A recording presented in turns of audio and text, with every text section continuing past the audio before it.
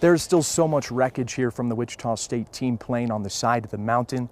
And throughout the debris, there are several memorials.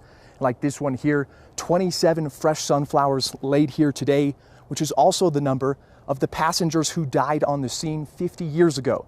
And despite the devastation, 8 football players did survive, and they say it's a day that will live with them forever. It's been 50 years since Rick Stevens played football in Cessna Stadium at Wichita State University. Being here, the memories come rushing back. Then the junior offensive lineman was full of promise and hope. But on October 2nd, 1970, that all changed. I looked out the window and all you could see was green trees, no blue sky. He was traveling on one of 2 team planes to Logan, Utah to play Utah State. He was the first passenger aboard his plane to notice things were going terribly wrong. Stevens went to the plane's cabin and he recalls seeing 2 panicked pilots. They had a topographical map out and were in somewhat of a state of urgent confusion. One of them remarked to the other, well, how high is that mountain there? How high is it there? And he said, 14,000 feet, we can't make that. He said something to the effect, well, we should have turned around, some time ago. Minutes later, the Martin 404 carrying Wichita State football coaches, starters, and boosters crashed, killing 31 people. Stevens was one of the 8 players who survived. The next thing I remember is I'm outside of the airplane, spitting out my teeth. Back home, former WSU player Paul Harrison learned the terrifying news about his close friends and cousin on board. I was just in total disbelief, panic.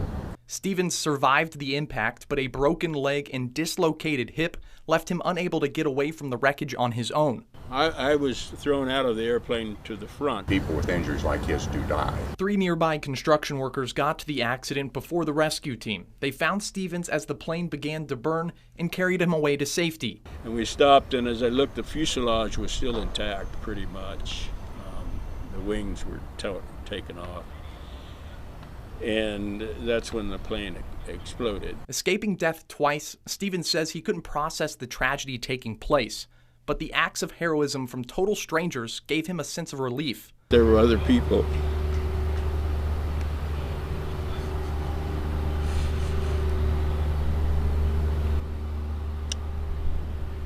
who cared enough to risk their lives, and they did. Stevens doesn't want Wichita State University to be defined by the plane crash, but he continues to share his story to honor the lives of the people who died 50 years ago. The world would have been a better place had this accident not happened. In the next few days, Stevens and his best friend Harrison will be riding their bicycles from Wichita to near the crash site. They're riding to honor everyone who lost their life 50 years ago. And Stevens has made the trip 3 other times, but says this one might be his last. Reporting live from Colorado, Chris Lilly, Cake Sports.